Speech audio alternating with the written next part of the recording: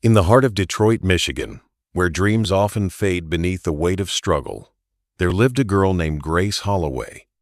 She was 9 years old when her father walked out, and her mother, a waitress juggling 2 jobs, barely made enough to keep the lights on. Grace's world was filled with hand-me-down clothes, food stamps, and whispered worries late at night. But she had something that not even poverty could take away: a fire in her heart and a crown in her soul. From a young age, Grace loved fairy tales. But instead of waiting for a prince, she dreamed of becoming her own kind of princess, a woman with elegance, strength, and the power to change the world. She wrote stories, practiced speeches in front of a cracked mirror, and told herself every day, "You are not your circumstances." High school wasn't easy. Bullies called her Basement Barbie because she lived in her aunt's unfinished basement. But instead of breaking her, the cruelty became fuel. She poured herself into academics, volunteered at the library, and worked at a local diner. She slept only 4 hours a night, but every moment was part of her climb. She applied to 27 colleges and was rejected by 26. Only one said yes, a small liberal arts school in Ohio. She went with a suitcase full of dreams and $78 in her pocket. Grace didn't just survive college. She shined.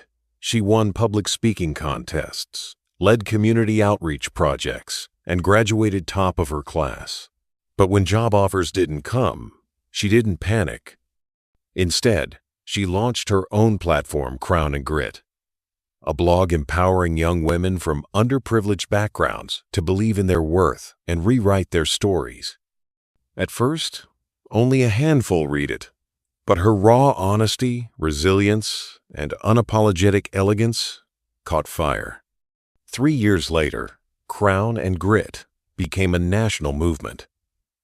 Grace was invited to speak at conferences, appear on television shows, and mentor thousands of young girls. She turned her blog into a foundation that funded scholarships, created free mentorship programs, and opened leadership schools in low-income neighborhoods. And then came the moment that changed everything. She was invited to the White House to speak on education and youth empowerment. Dressed in a regal navy blue gown, standing tall with poise, she delivered a speech that made the nation listen. She wasn't just the girl from the basement anymore.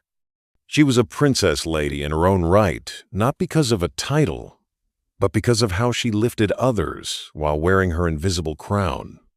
Today, Grace Holloway is a best-selling author, a philanthropist, and a role model to millions. But if you ask her the secret to her success, she'll smile and say, "It's not about where you start. It's about how deeply you believe you're meant to rise and how gracefully you bring others up with you." So, if you're watching this and feel like the world is too heavy, remember Grace. Remember that queens are built in the dark, and even in a basement, a crown can shine.